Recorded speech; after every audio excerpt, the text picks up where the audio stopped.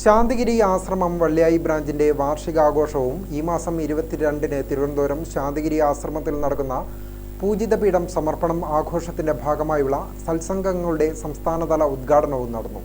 ശാന്തിഗിരി ആശ്രമം general secretary Swami Gururatnam Jnanathapaswi ഉദ്ഘാടനം നിർവഹിച്ചു. ആശ്രമം advisory committee patron P Damodaran അധ്യക്ഷനായി.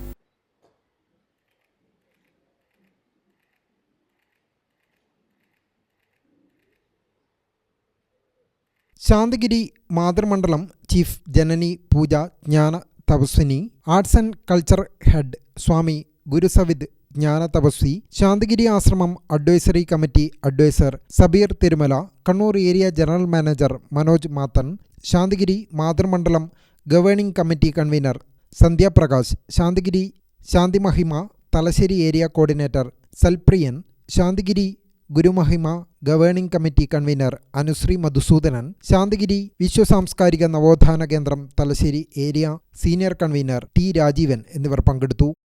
വല്ലപ്പോഴുമൊക്കെ വീട്ടിലേക്ക് വരുന്നുവെങ്കിൽ വരുന്നു എന്ന രീതിയായി അച്ഛനും അമ്മയും ഒക്കെ ഈ ബർത്ത്ഡേയും അതുപോലെയുള്ള വീട്ടിലെ ആഘോഷങ്ങളും വിവാഹ വാർഷികവും ഒക്കെ പറയുന്ന സമയത്ത് അവർ വീട്ടിൽ വന്ന് മാതാപിതാക്കളെ കണ്ടു പോകുന്ന ഒരു സ്ഥിതിയായിരിക്കും.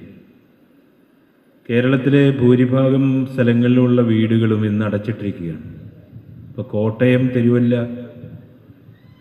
മധ്യ തിരുവിതാംകൂറിൻ്റെ പല സ്ഥലത്തും നമ്മൾ പോകുന്ന സമയത്ത് നമുക്ക് കാണുവാൻ സാധിക്കുന്നത് അടച്ചിട്ട വീടുകൾ, അല്ലെങ്കിൽ അവിടെ പ്രായമായ ആളുകൾ മാത്രം അച്ഛനും അമ്മയും ഒക്കെ താമസിക്കുന്ന വീടുകളാണ്. ഇപ്പോൾ കേരളം വയസ്സന്മാരായ ആളുകളുടെ നാടായി മാറിക്കൊണ്ടിരിക്കുന്ന സാഹചര്യമാണ്. ഈ ഒരു കുത്തൊഴുക്കിനെ ഒരിക്കലും നമുക്ക് തടയുവാൻ സാധിക്കുകയില്ല. ചടങ്ങിൽ അഡ്വക്കറ്റായി എൻറോൾ ചെയ്ത അഡ്വക്കറ്റ് എൻ ബ്രഹ്മദത്തിനെയും കൂത്തുപറമ്പ് നഗരസഭാ ചെയർപേഴ്സൺ വി സുജാതയെയും പി ദാമോദരൻ തങ്കമണി ദമ്പതികളെയും ആദരിച്ചു.